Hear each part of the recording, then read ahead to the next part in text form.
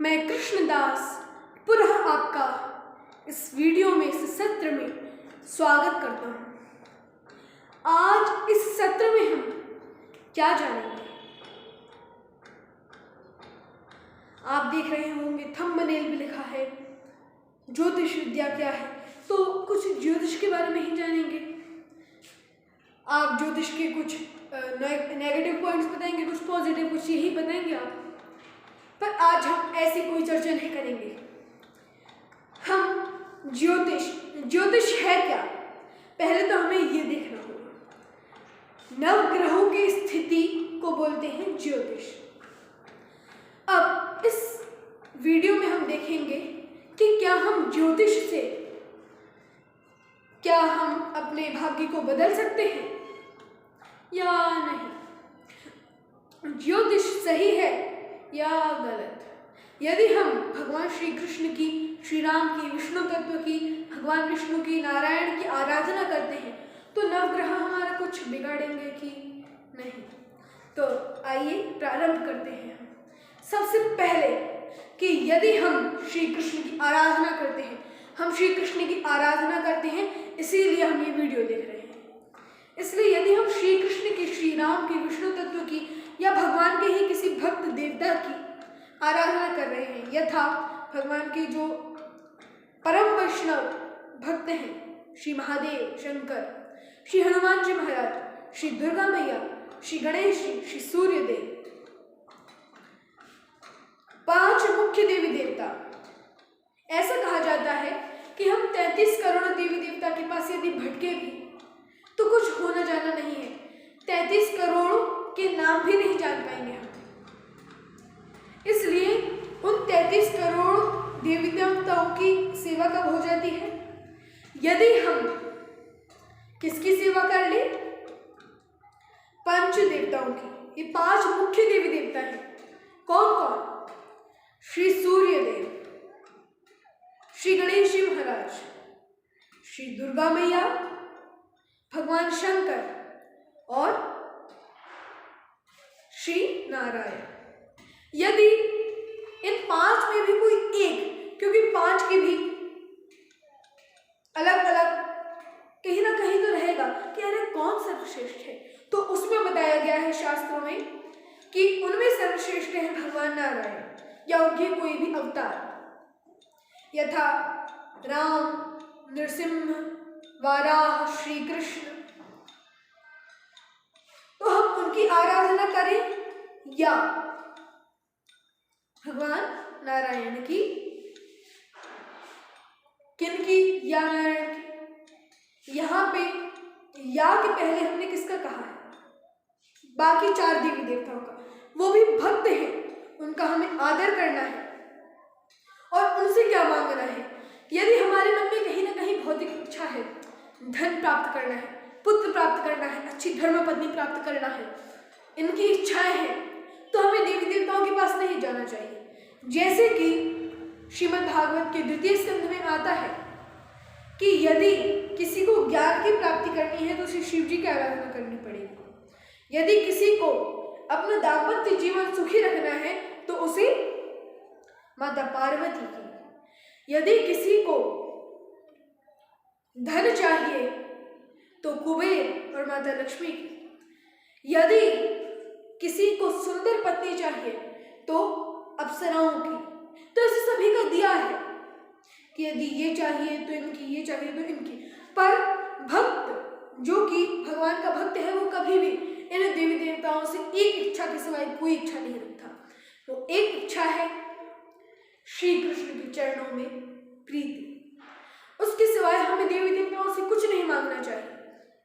यदि भक्त भी है, कोई संत है, कोई महात्मा है, कोई योगी है, तो उनसे क्या मांगना चाहिए? श्री कृष्ण की भक्ति और बाकी भक्तों की भी भक्ति।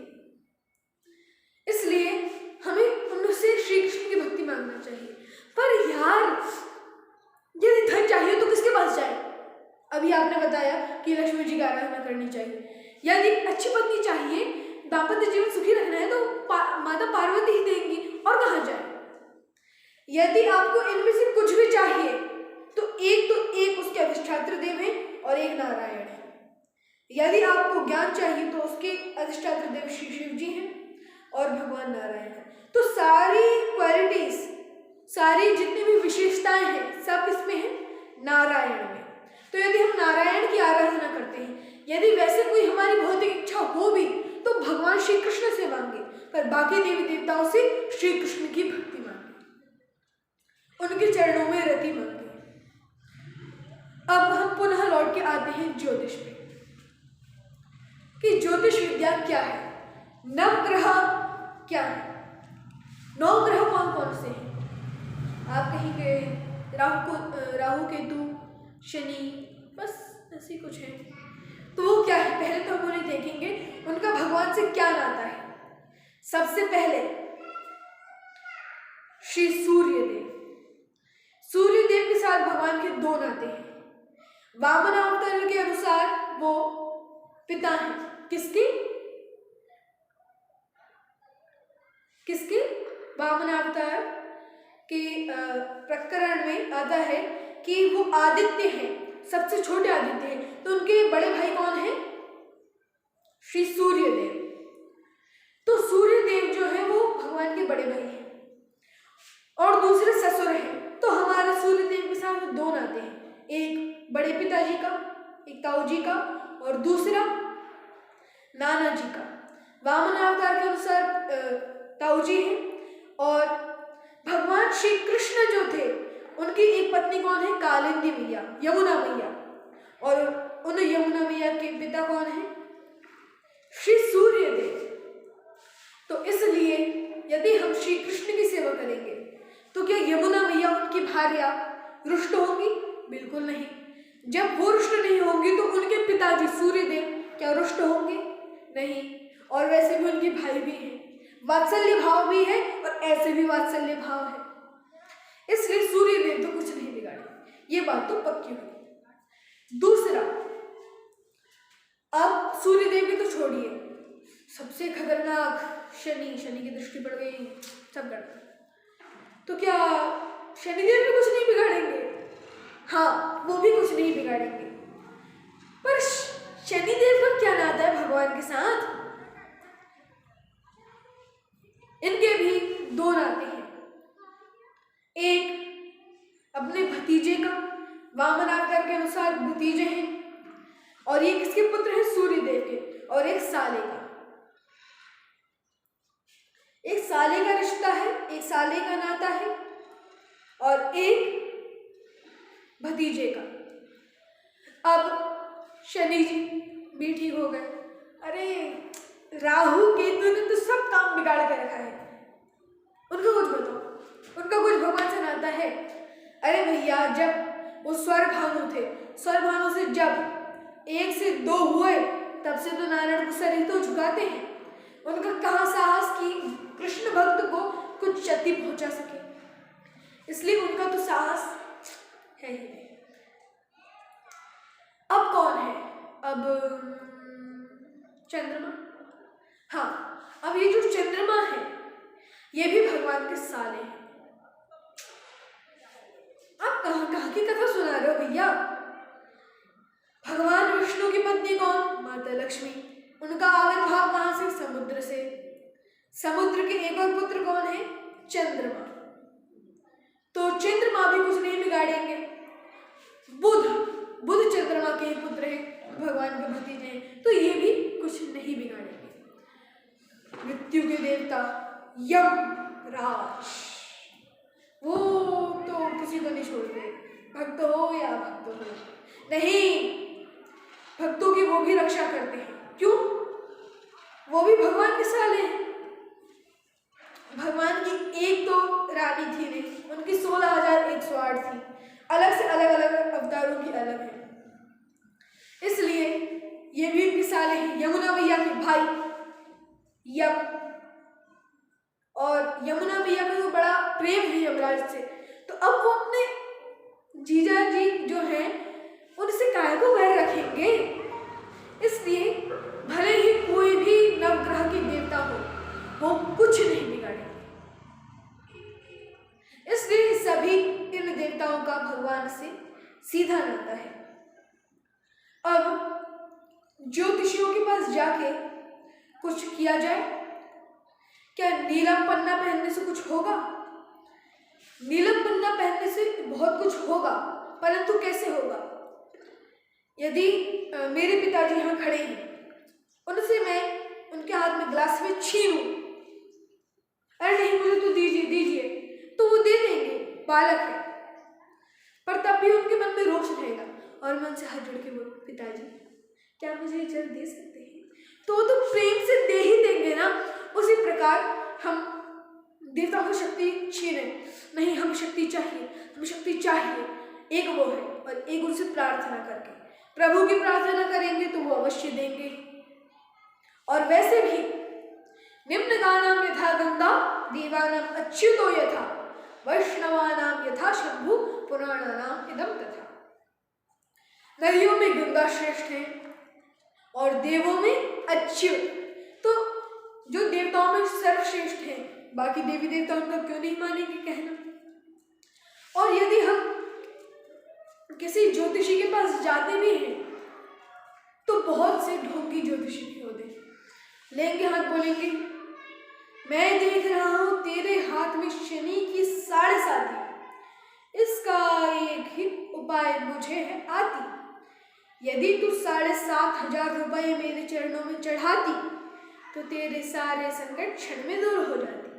तो ऐसे ढोंगी भी बहुत मिलेंगे, परंतु ढोंगी जो ढोंगी नहीं है, इनके चक्कर में पड़े ही क्यों? हमें कहाँ जाना चाहिए? प्रभु चरणों में। यदि हम इसी सर्कमफरेंस में घूमते रहेंगे कि नहीं ये कुछ सही बताएंगे, ये कुछ सही बताएंगे, तो कहीं ये है कलयुग, इसमें अनेकों चीजें गलत हैं। ऑफ कोर्स बहुत से अच्छे ज्योतिषी भी हैं, विद्वान ज्योतिषी भी हैं और भक्त ज्योतिषी भी हैं, योगी ज्योतिषी भी हैं, तो सब प्रकार के हैं, परंतु अधिकतर कैसे है? अब क्या ज्योतिष से विधाता ने जो लिखा है वो बदल सकता है? नहीं, जो विधाता ने लिखा है वह देख सकते हैं पर बदल नहीं सकते। बदलेगा कौन? केवल यह शक्ति भगवान की है कि वो उसे बदल सके।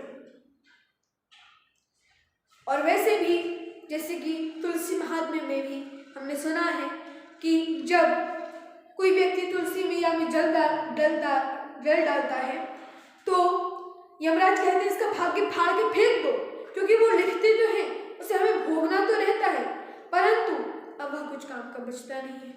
क्यों काम का नहीं बचता? क्योंकि अब हम भक्ति करने लगे हैं। तो जब तुलसी मैया, यमुना मैया, भगवान श्री कृष्ण, त्रिवेणी माधव, श्री नारायण, श्री रामचंद्र, सीताराम, राधे श्याम की जब हम सेवा करेंगे तो देवता क्यों बिगाड़ेंगे? इसलिए अब ज्योतिष से हम हमारे लिखे को पढ़ सकते हैं पर बदल नहीं सकते। यदि बदल सकते होते तो आज सारे ज्योतिषी खरबपति अरबपति होते, इसलिए यह बात नहीं है। तो यहीं पे हम इस वीडियो को विश्राम देंगे, परंतु उसके पहले हम देखेंगे कि ये तो रही पूरी बात, पर अब हरे कृष्ण महामंत्र सबसे बड़ा मंत्र है, परंतु तभी जो भय रहता है इनका, ज्योतिष विद्या का और इन सब का कि कोई देवी देवता कुछ करे ना, बाकी इन सब भय से कैसे मुक्त हो? किसी भी प्रकार का भय हो, भय से मुक्त होने के लिए श्री नरसिम्हदेव की जय। प्रहलाद महाराज भय मुक्त हुए नरसिम्हदेव की कृपा से, अनेकों लोग भय मुक्त हुए नरसिम्हदेव की कृपा से। तो नरसिम्हदेव का यह मंत्र है, यदि कोई इसका नियमित रूप से पाठ करता है तो यदि उसकी मृत्यु भी हो रही है और यदि वह बोल दे उस मंत्र को तो यमराज भी चले जाते हैं उस स्थान से। वह कौन सा मंत्र है? वह ऐसा मंत्र है, ओम नमो भगवते नरसिम्हाय, नमस्तेजस तेजसे, आविर्भव, वज्रनख वज्रदंश्र, कर्माशयान रंधय तमुग्रसग्रस, ओम स्वाहा